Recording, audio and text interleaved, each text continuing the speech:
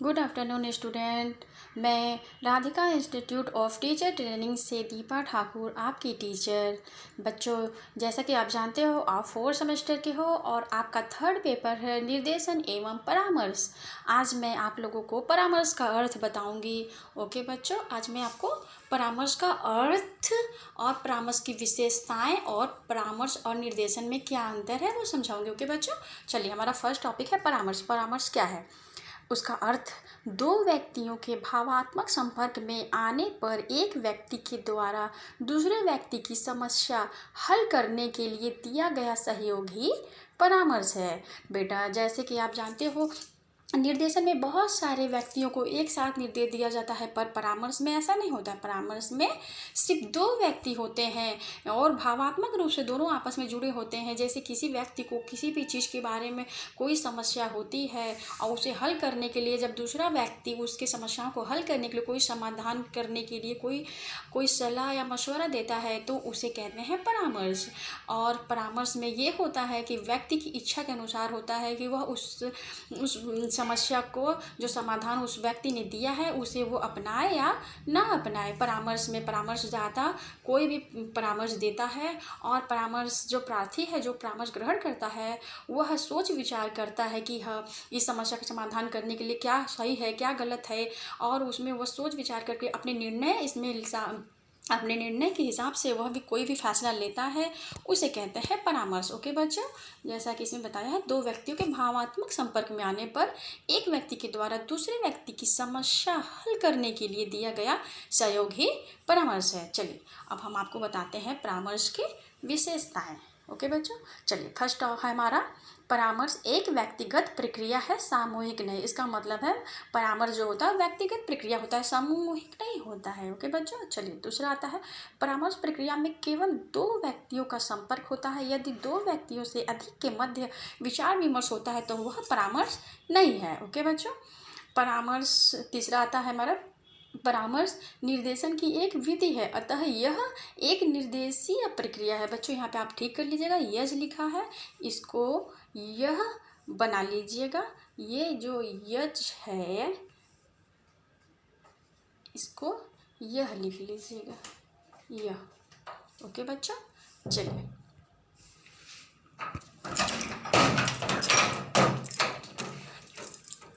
उसके बाद हमारा आता है परामर्श निर्देशन की एक विधि है, अतः यह एक निर्देशीय प्रक्रिया है।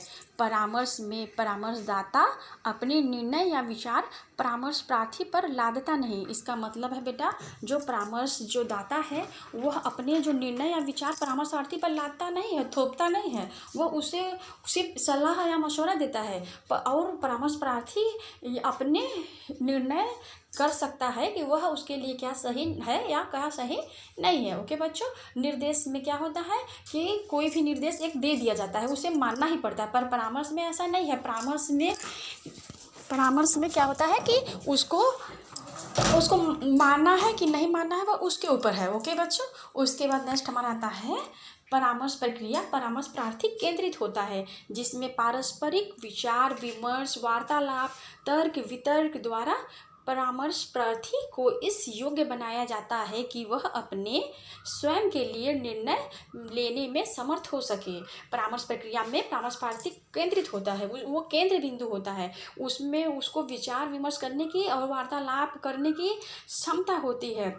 वह तर्क वितर्क के द्वारा भी इस योग्य वह बन सकता है कि वो अपने निर्णय स्वयं ले सके। ओके बच्चों, उसके बाद हमारा नेक्स्ट लास्ट टॉपिक है परामर्श प्रक्रिया व्यक्ति को आत्मनिर्भर बनाती है एवं उसमें आत्मविश्वास भी उत्पन्न करती है। ओके बच्चों, चलिए उसके बाद हम आपको बताएंगे परामर्श और निर्देशन में क्या अंतर है। ओके बच्चों, चलिए निर्देशन और परामर्श में अंतर, जैसा कि मैंने आपको अगले वीडियो में निर्देशन के बारे में सब कुछ बताया था, आज मैंने आपको परामर्श का अर्थ और उसकी विशेषताएं बताई है। अब हमारा अगला है निर्देशन और परामर्श में अंतर। चलो बच्चों, क्षेत्र में अंतर। क्षेत्र से संबंधित जो अंतर होता है वो पहले मैं आपको बताऊंगी। निर्देशन का क्षेत्र व्यापक होता है, जबकि परामर्श निर्देशन का एक भाग होता है। इसका मतलब है जो निर्देशन दिया जाता है वो बहुत व्यापक होता है, और जो परामर्श है वो इसका एक अंग होता है, निर्देशन के अंतर्गत आता है। ओके बच्चों, चलिए नेक्स्ट आता आवश्यकता। निर्देशन की आवश्यकता सभी व्यक्तियों को होती है। बिना निर्देश के कोई व्यक्ति कोई काम नहीं कर सकता। परामर्श की आवश्यकता उन व्यक्तियों को होती है जिन्हें गंभीर शैक्षिक, व्यवसाय अथवा मनोवैज्ञानिक समस्याओं का सामना करना पड़ता है। यदि किसी व्यक्ति को कोई समस्या है और वह किसी से कोई सलाह लेता है, उसे परामर्श कहते हैं। ओके बच्चों, चलिए नेक्स्ट आता है निरंतरता। निर्देशन जीवन भर चलने वाली एक प्रक्रिया है। परामर्श यह जीवन भर नहीं चलती। इसकी आवश्यकता तब होती है जब व्यक्ति किसी समस्या से गंभीर रूप से ग्रस्त होता है। इसका तात्पर्य है निर्देशन जीवन भर चलता है। जैसे आपको निर्देश हर जगह जगह पर दिया जाता है। आप कभी भी कोई भी कार्य करते हो, किसी भी क्षेत्र में कोई भी कार्य करते हो, उस पर आपको निर्देशन की आवश्यकता पड़ती है। निरंतरता है इसमें, लेकिन परामर्श में ऐसा नहीं है, यह जीवन भर नहीं चलती। इसकी आवश्यकता तब होती है जब व्यक्ति किसी समस्या से गंभीर रूप से ग्रस्त होता है। जब व्यक्ति को किसी चीज़ की समस्या होती है, उसके समाधान के लिए परामर्श की आवश्यकता होती है। उसके बाद हमारा नेक्स्ट आता है व्यक्तिगत और सामूहिक निर्देशन।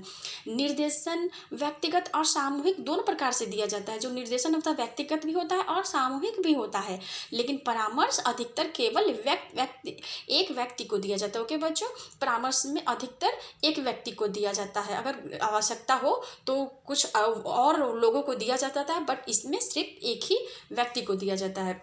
उसके बाद हमारा आता है साक्षात्कार।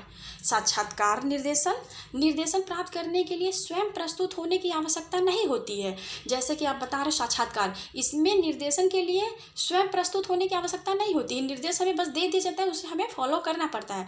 परामर्श प्राप्त करने के लिए व्यक्ति को सामने प्रत्यक्ष रूप से उपस्थित होना पड़ता है। अगर उसे परामर्श चाहिए तो वो किसी के सामने जरूर जाके उसको खड़ा रहना पड़ेगा, प्रत्यक्ष रूप से खड़ा होगा, तभी तो उसकी समस्याओं का समाधान होता है। ओके बच्चों, चलिए उसके बाद अब हम नेक्स्ट टॉपिक अपनी अगली वीडियो में लेकर के आएंगे। यहाँ तक हमने आपको इस वीडियो में मैंने आपको निर्देशन एवं परामर्श का अंतर बताया, परामर्श की विधियाँ बताई और परामर्श के अर्थ बताए, परामर्श की विशेषताएं बताई। ओके बच्चों, चलिए यहाँ तक आप अपने से समझिएगा।